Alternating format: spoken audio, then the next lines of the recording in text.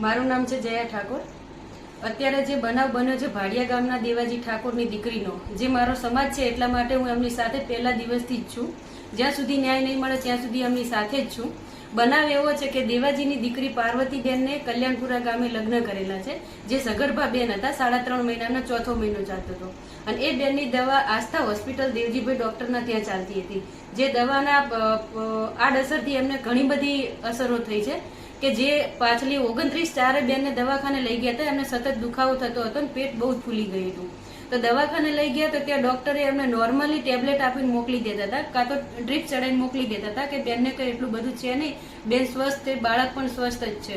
પછી દુખાવો ન મળતા એ લોકો ગયા સાઈ કૃપા હોસ્પિટલ રાધનપુર ખાતે।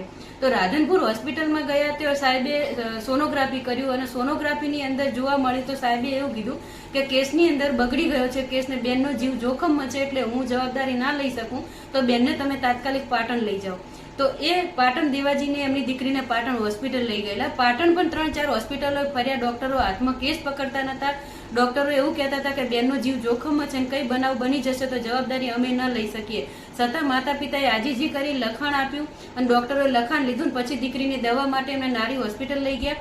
નારીમાંથી એમને ક્રિષ્નામાં લઈ ગયા। ત્યાં ક્રિષ્નાની અંદર હોસ્પિટલમાં એવું કહેવામાં આવ્યું કે બેનનું બાળક નહીં કાઢીએ તો બેનનો જીવ જોખમમાં છે, તો તાત્કાલિક બેનનું કિરિયાટન કરીને બાળક કાઢવું પડ્યું।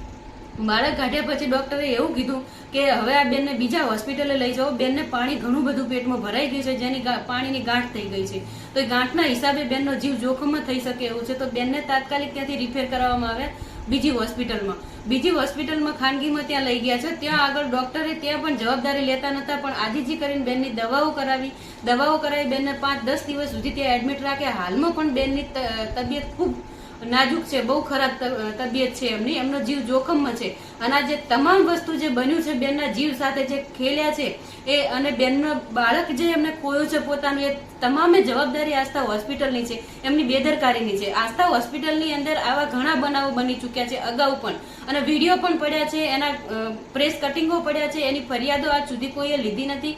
એનું કારણ એ છે કે દેવજીભાઈ ને એમની હોસ્પિટલના ઊંચા લાગવગો અને એમના રાજકીય લેવલના એમના ઊંચી ઓળખાણોના હિસાબે કોઈ પોલીસ એમના બચાવ કરી રહી હોય એવું અમને લાગી રહ્યું છે, કારણ કે પોલીસ એમનો બચાવ કરતી હોય ત્યારે જ આટલા મોટા બનાવો બને છે।